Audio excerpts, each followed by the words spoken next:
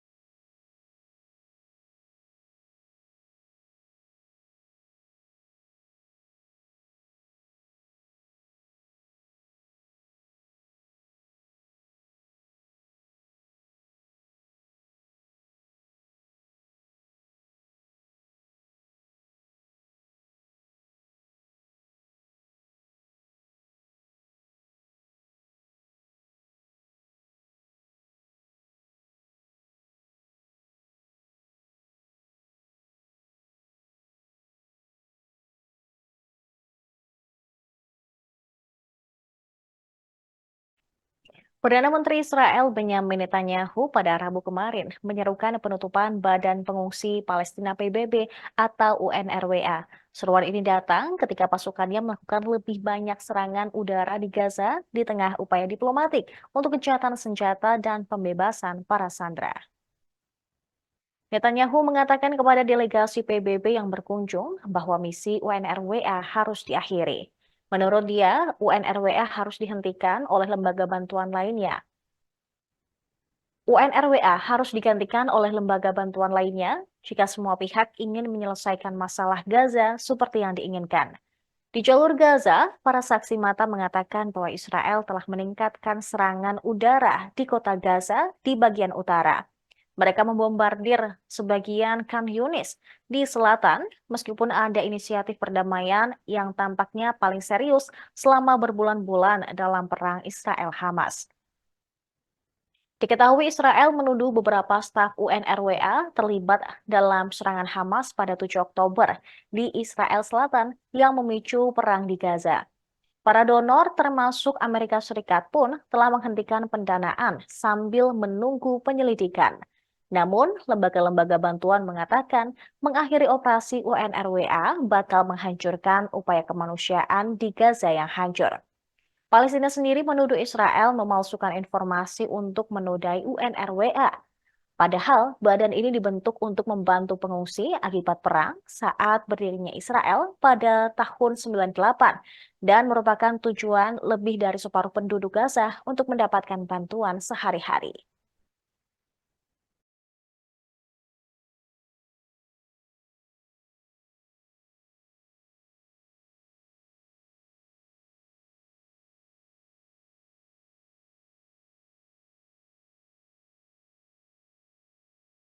Hello. Slovenia, hello. Malta, hello. Sierra Leone, and Bulgaria.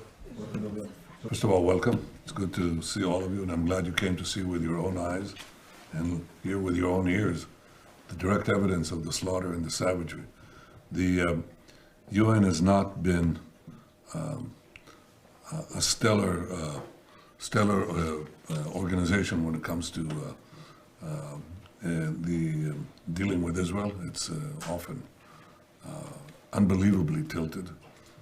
It has UN Human Rights Commission, so-called Human Rights Commission, that devote an enormous part of its resolutions against Israel and nothing against Iran or Yemen or other arenas of savagery and aggression. Nothing. And this is not by saying, well, you know, it should be a plague on both your houses. No, because Israel is fighting the war of civilization against barbarism. Sekretaris Jenderal PBB Antonio Guterres menyayangkan penghentian dana negara-negara besar di UNRWA. Guterres pada Rabu kemarin menggambarkan bahwa Badan Pengungsi Palestina PBB ini sebagai tulang punggung seluruh respons kemanusiaan di jalur Gaza. Ia mengimbau semua negara untuk menjamin kelangsungan UNRWA agar bisa terus menyalurkan bantuan kepada para pengungsi. Amerika Serikat adalah donor terbesar bagi UNRWA dan untuk sementara mereka menghentikan pendanaannya bersamaan dengan beberapa negara lainnya. Penghentian ini dilakukan setelah Israel menuduh beberapa staf badan tersebut ikut serta dalam serangan 7 Oktober oleh militan Hamas. Guterres secara pribadi merasa ngeri dengan tuduhan-tuduhan Israel. Dia pun sempat bertemu dengan para pendonor agar dapat kembali menyokong dana UNRWA. Tuduhan ini muncul ke publik pada hari Jumat lalu ketika UNRWA mengumumkan telah memecat beberapa stafnya setelah Israel memberikan informasi kepada badan tersebut. Guterres mengatakan pada hari Minggu lalu bahwa 12 orang yang terlibat, 9 diantaranya telah dipecat. Kemudian 1 orang tewas dan 2 identitas orang lainnya sedang diklarifikasi.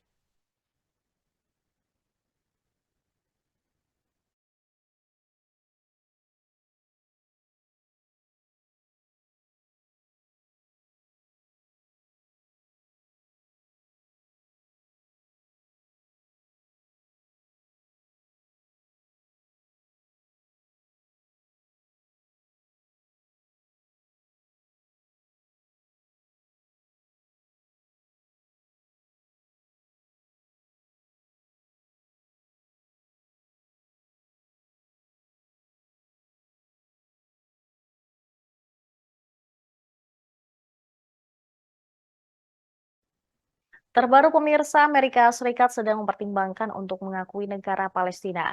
Kabar ini muncul berdasarkan laporan dari 2 pejabat AS. Setelah serangan Hamas terhadap Israel pada 7 Oktober dan pemboman Israel terhadap Gaza, Washington sekali lagi menyatakan bahwa satu-satunya jalan ke depan adalah solusi 2 negara. Mengutip Al Arabiya pada Kamis 1 Februari 2024, negara-negara di Timur Tengah juga mengatakan bahwa negara Palestina akan menjadi prasyarat untuk menjalin hubungan diplomatik dengan Israel. Pemerintah Israel saat ini di bawah kepemimpinan Benjamin Netanyahu dengan keras menolak seruan untuk memberikan negara kepada Palestina. Orang pejabat senior Amerika Serikat mengatakan upaya untuk menemukan jalan keluar diplomatis dari perang di Gaza telah membuka pintu untuk memikirkan kembali banyak paradigma dan kebijakan lama AS. Mengutip pejabat senior AS yang mengatakan bahwa beberapa pejabat di pemerintahan Joe Biden percaya bahwa mengakui Palestina mungkin perlu menjadi langkah pertama dalam negosiasi untuk menyelesaikan konflik antara Israel-Palestina. Departemen Luar Negeri AS mengatakan pihaknya secara aktif mengupayakan pembentukan negara Palestina merdeka dengan jaminan keamanan nyata bagi Israel. Juru bicara Departemen Luar Negeri AS, Matt Miller, menyebut sudah menjadi kebijakan lama AS bahwa setiap pengakuan atas negara Palestina harus dilakukan melalui negosiasi langsung antara para pihak dan bukan melalui pengakuan sepihak di PBB. Laporan ini muncul hanya beberapa hari setelah Menteri Luar Negeri Inggris, David Cameron, menyatakan bahwa pihaknya akan segera mengakui negara Palestina.